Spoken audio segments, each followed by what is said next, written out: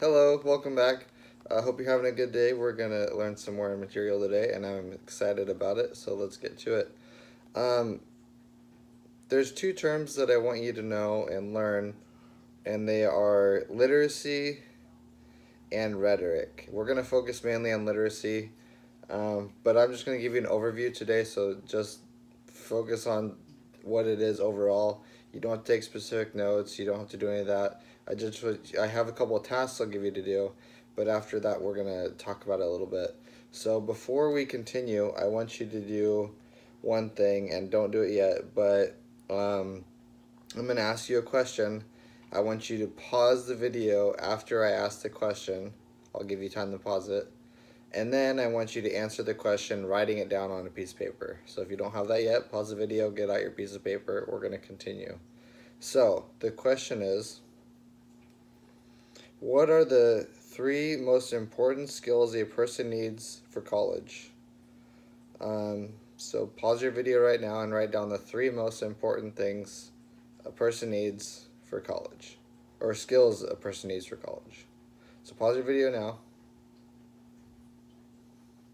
Okay, after you've paused your video and you have your written down, I'm continuing from that. So I wrote down my three things. I said a person needs to have an understanding of literacy, discipline, they need to be disciplined, and they need to be creative. So those are my three. I hope your three are good as well. There are no perfect answers for this, but from my experiences, this is the things that I would focus on, and they're for somebody else they might be more important. So we all have different backgrounds. Take that into account. I might know some things that you don't, and you might know some things that I don't. So we're gonna continue with that thought.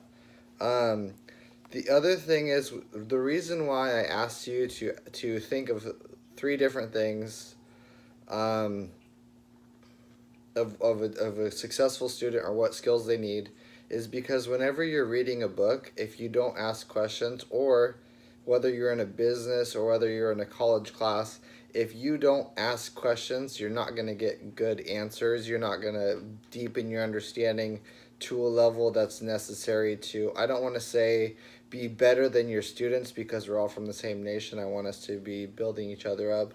But other than that, I want you to be successful, and successful people ask questions. If you don't ask questions, you're never going to find answers to those questions. Engineers ask questions all the time. Scientists ask questions. It's cool about sciences. Scientists ask questions and find answers, and then engineers take that information that scientists have made, they apply it to a problem, and then they create something new like cars or a bridge. But you get the point. Without asking questions, we're really not going to get a great understanding or build the better things in the world that we already have today. And so, 10 years ago, my science teachers, they thought, hey, we figured it all out, we know it all. And then during my college career, 5 years later, or 10 years after that, probably, my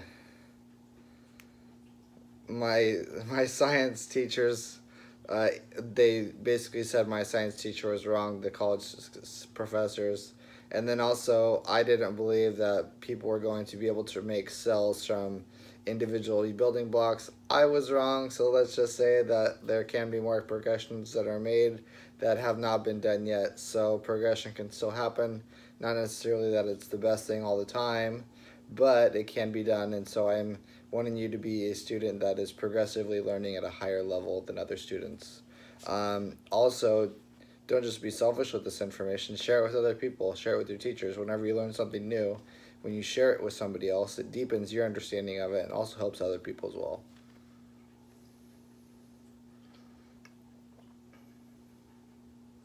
Now, I made a list of what are the hardest subjects to read.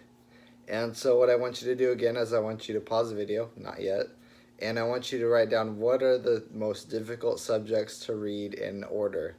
There's history, there's literature, there's math, there's science, maybe art, social sciences. I don't remember all of them, but those are the ones that I remember off the top of my head. Pause your video now and answer those questions. Or write them down in order on a piece of paper. Okay, so once again, I am continuing from that point. What are the most difficult things for you to read? I'm going to start um, explain or writing down the things that I thought were the most difficult things to read. And then after that, I am going to share a story and an analogy of the introduction of literacy and why it's so important. Okay, so the things that I said that the social sciences are probably the easiest to understand because they're coming from a context that our generation probably comes with and is a little bit easier to read. The next one I put it in order is history. I know this one is debatable. There's a lot of difficult historical texts out there.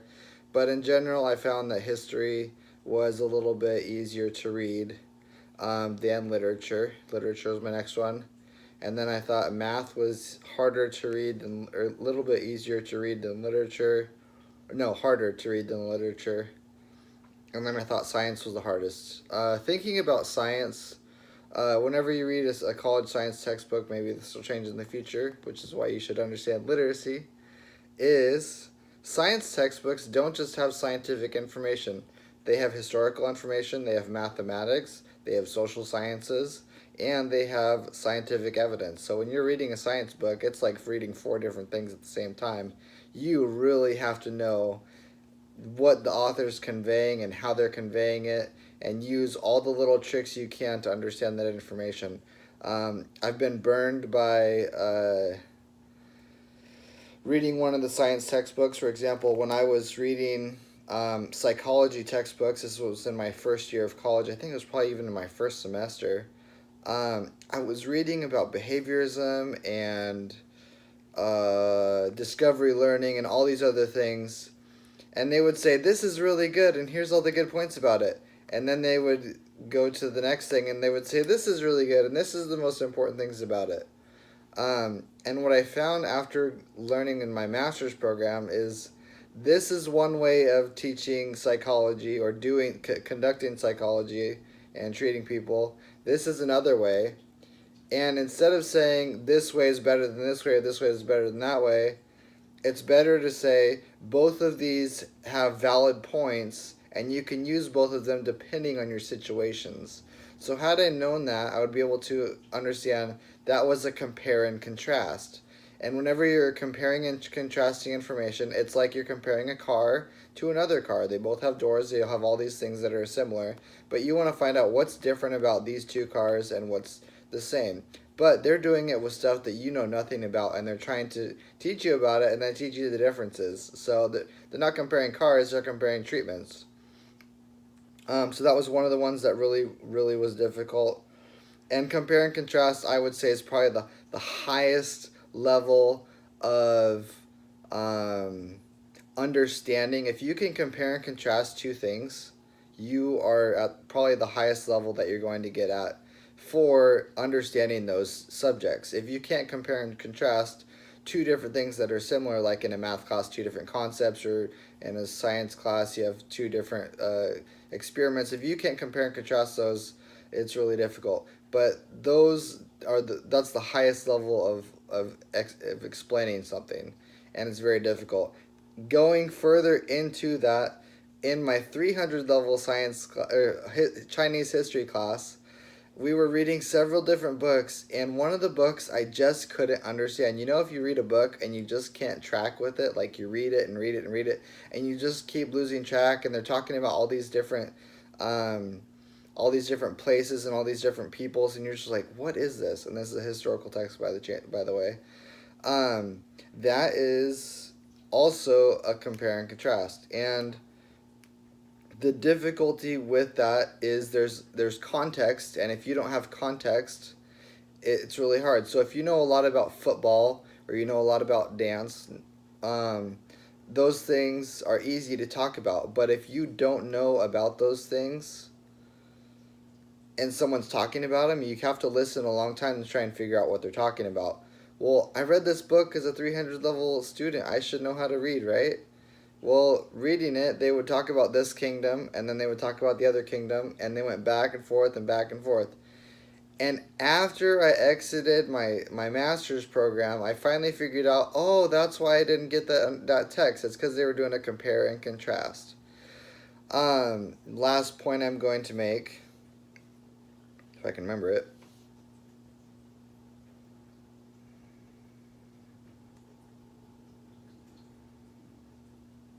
Nope, can't remember. If I do remember, I will post in the comments below, and you can go from there. I hope this was helpful. We're going to continue with, context. Context is one of the things, I already talked about that. Nope. Next thing.